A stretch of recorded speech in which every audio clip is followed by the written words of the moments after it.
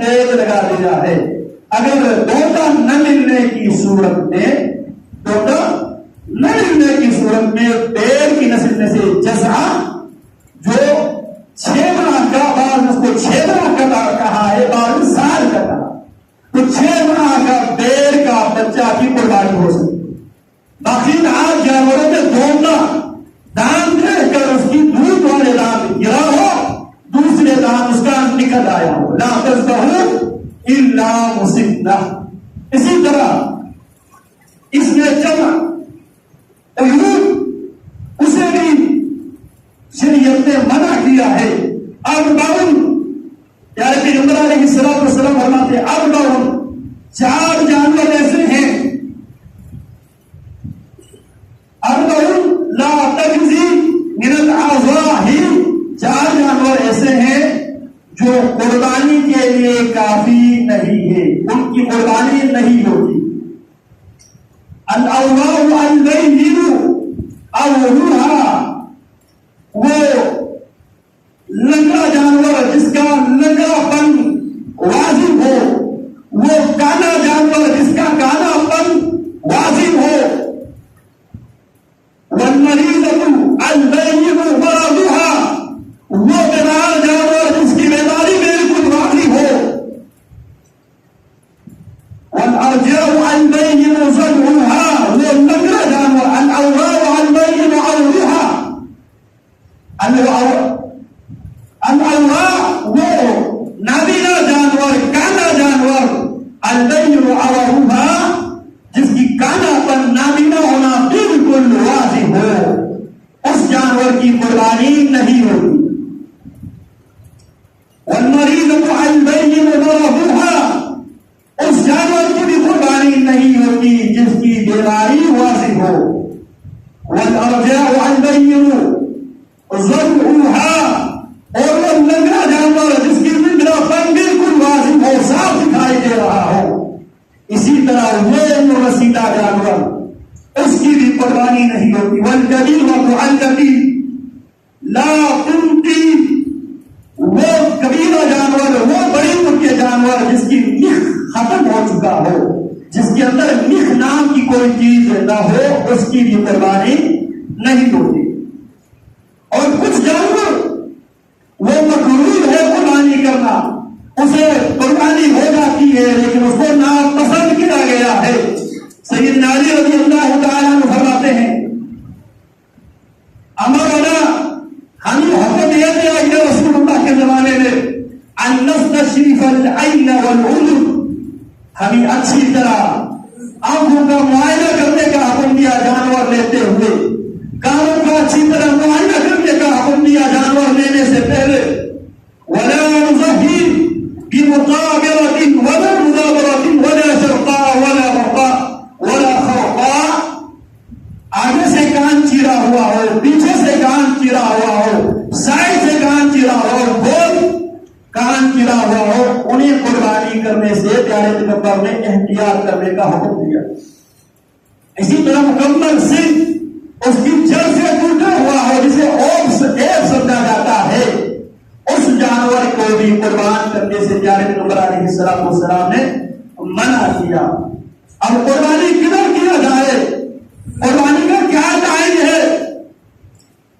یہاں پر رسول اللہ صلی اللہ علیہ وسلم کے زمانے میں ابو بردہ بن طیار رضی اللہ تعالی عنہ قربانی کے روز فجر کے نماز کے بعد عید کی نماز سے پہلے قربانی کر لیتے.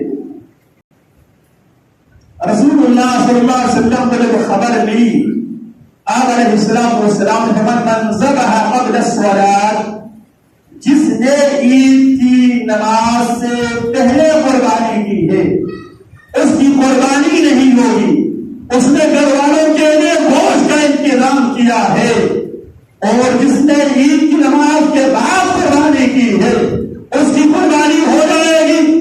اللہ رب العالمین نے عید الفطر اور عید الاضحیٰ، عید الفطر کے دوران نے فرمایا قد افلح من تزکا وذکر اسم ربہ فصلی، عید سے پہلے زکات الفطر ہے. عید الفطر میں پہلے زکات الفطر ہے.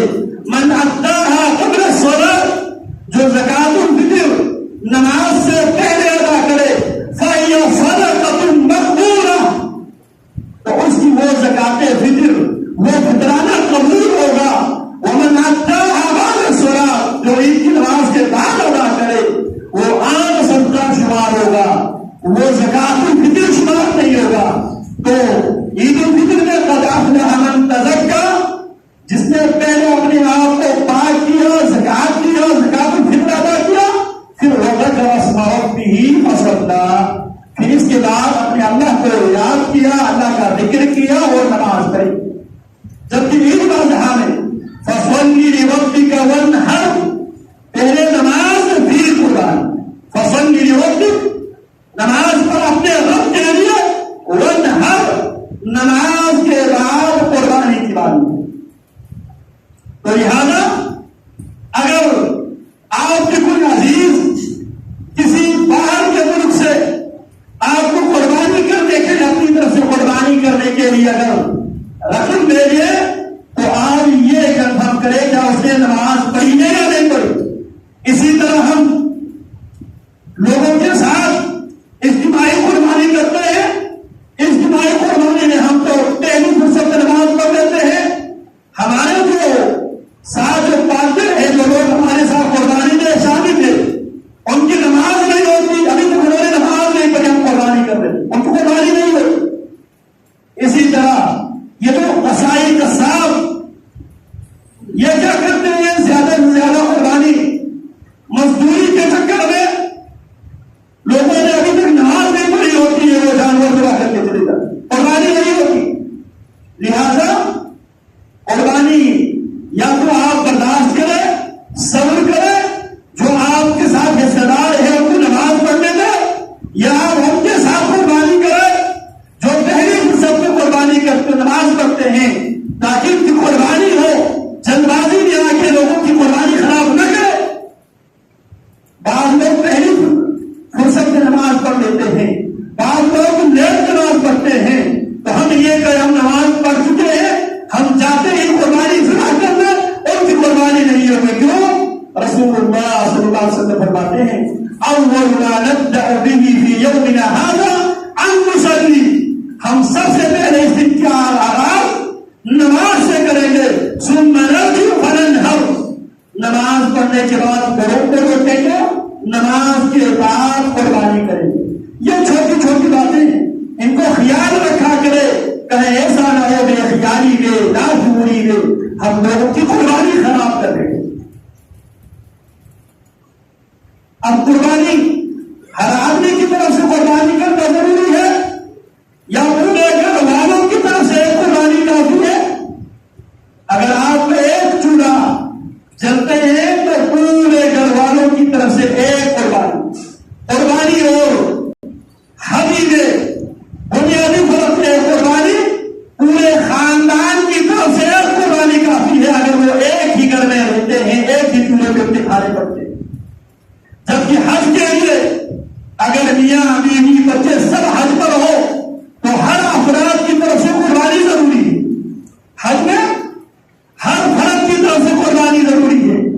عام قربانی میں تمام گھر والوں کی طرف سے ایک قربانی کافی ہے، بشرطے کہ ان کا چولہا ایک ہی جلتا.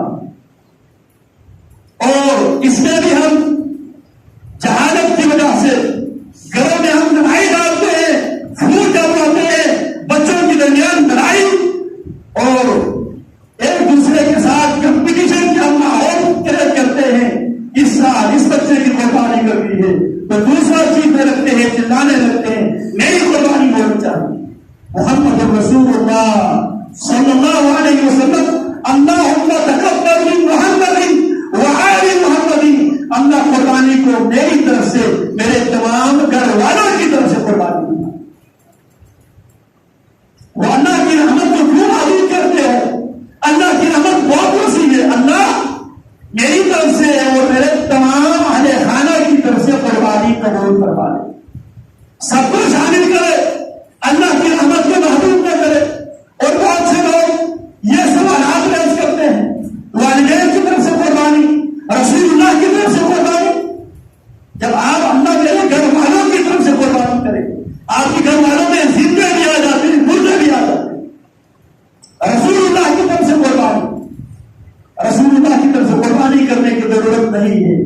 جب بھی کوئی انسان قربانی کرتا ہے اس کا ثواب رسول اللہ کو پہنچ جاتا ہے، کیونکہ رسول اللہ صلی اللہ علیہ وسلم اللہ کی طرف سے اصول بیان کرتے ہیں، من دلّا الی خیر یا علی خیر، جو کسی کو کسی خیر کی طرف رہنمائی کرتا ہے، فلہ مثل اجر فاعلہ، اس خیر کرنے والے کے برابر اسے ثواب ملے گا۔ اب ذرا یہ بتائیے ہمیں قربانی کی طرف رہنمائی کس نے کی ہے؟ رسول اللہ نے۔ ہمیں قربانی کی رہنمائی کس نے کی ہے؟ رسول اللہ نے۔ رسول اللہ کی طرف سے قربانی کرنے کی ضرورت ہے، جو بھی قربانی کرتا ہے رسول اللہ کی سنت سے بن کر، تو اس کا ثواب